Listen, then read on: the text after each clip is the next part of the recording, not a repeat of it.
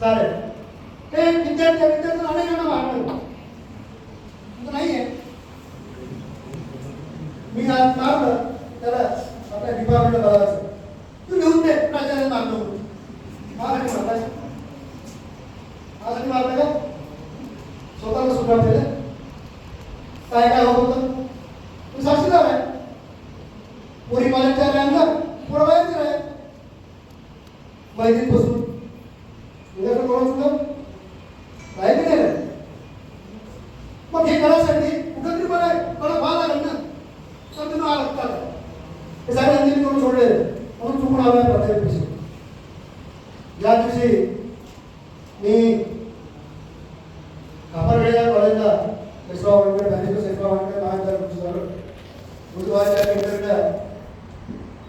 Interview घ्यायसाठी त्या मनोहरराव पुढे आले होते. संताजी महाविद्यालयाचे प्राचार्य. कॉलेज कोणाला माहीत असेल तुम्हाला सुनील देशमुख सुनील केदार यांच्या वडिलांनी कॉलेज निर्माण केले. सुनील केदार कॉलेज इंटरव्ह्यूच्या वेळेस मनोहरराव पुढे काय विचार मला खरंच प्राध्यापक बसून काय होतं मला नाही वाटत पण प्राध्यापक बसून आता ते कारणाने साहेबांना माहिती प्राध्यापकाला प्राध्यापक देशाला अनंत लागणार नाही एवढं लक्षात घे. आणि एक उत्कृष्ट प्राध्यापक म्हणून दाखवेल हे सांगतो. आणि त्यावेळेस जेवढे काही इंटरव्ह्यू होते त्या सर्वात बेस्ट टीचिंग मी केलं. झालं असं या संस्थेत घेण्याचं कारण की 1996 मध्ये माजी विभाग प्रमुख आपल्या राष्ट्रपती महाराज पदवीधर इतिहास यादव गुजर आणि इतिहास परिषद विद्यार्थी असताना म्हणून नांदेडच्या भागात आणलं म्हणून माझी पहिली एंट्री अमरावती ओलांडण्याची ती पहिली आहे. त्या डोंगर साहेब त्यांच्या अध्यक्ष झालेले बसनं आलो. एकंदर अमरावतीतून ते पाहिजे शिवाय शिक्षण संस्था शिवाय शिक्षण संस्था पाहत आलो. डोंगर साहेब होतेच आणि त्यात मी ठरवलं होतं संस्थेत नोकरी करायला मिळाली संस्थेत करू. आणि तिथून माझी खऱ्या अर्थाने संस्थेशी बांधिलकी म्हटलं तरी चालेल. आणि त्यानंतर पहिला चान्स मला प्राध्यापक पदाचा मिळत होता तो एमसीलाच नॅशनल कॉलेजला मी प्राध्यापक राहिलो असतो. झालं असं की इंटरव्ह्यूच्या दिवशी माझं मार्कशीट नव्हती आणि म्हणून मी इंटरव्ह्यू शकलो. दुसरा डीएसचा चान्स आला तो 6 वर्षाच्या आधी पुन्हा भगवंतराव तायवाडे रिटायर झाल्यानंतर जवळजवळ माझं सिलेक्शन त्या दिवशी झालेलं. 2 दिवसाच्या आधीच अध्यक्ष साहेब आकोटा काही कार्यक्रमात आले होते आणि मला साहेब म्हणून नाव दिलं. त्याच दिवशी म्हटलं भैया साहेब काय म्हणायचं आहे समजलं. जवळजवळ धर्म नॅशनलचं हरण माहिती होतं आपण प्राचार्य मला पाहायला यायला पण मासी शिकली.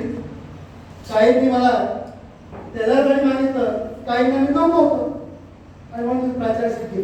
त्याच्यानंतर जाहिरात निघाली की हीच त्याचे आधी प्राचार्य होत होतो ते जरूर चांगलं गडसर झाले पण इलेक्शन आलं. कारण समाजाची आपल्या समाजाला म्हणून झाला पाहिजे म्हणून इतर अनेकांना इच्छा असते त्यात ते इलेक्शनची मताचा कॅल्क्युलेशन करून त्या प्राचार्य झालो. पण त्यावेळेस शेख साहेबांनी सांगितलं होतं की या ठिकाणी इंटरव्ह्यू आल्या त्यात जायला आहेच आहे मला नाहीलाच आहे तुम्ही याला घेत नाही. जेवढी काही जागा नाही पहिली त्यात तो प्राचार्य नशिबात ते पडले भैयासाहेबांनी आणि म्हणून 5 वर्ष माझं प्राचार्य सीट पुढे ढकलली.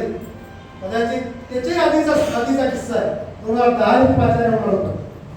घरी निरोप आला अर्जंट आहे आता 10.5 वर्ष झाले फक्त नोकरी झाली काय आपण काय प्राचार्य व्हायचं अर्ज टाकला नाही आणि परमनंट प्राचार्याला प्राचार्य संस्थेत त्यावेळेस. तर असा एकंदर माझा प्रवास आहे. हे काही शिफारसी होत नसते. तुमच्यात जे काही गुण असते तुमच्यात जे काही काम करण्याची आठवणी असते ते समाज पाहत असतो अवलोकन करत असतो आणि ज्यावेळेस आपल्याला संधी येते त्यावेळेस त्याचा उपयोग जर झाला तर ते होते. मी काही प्राचार्य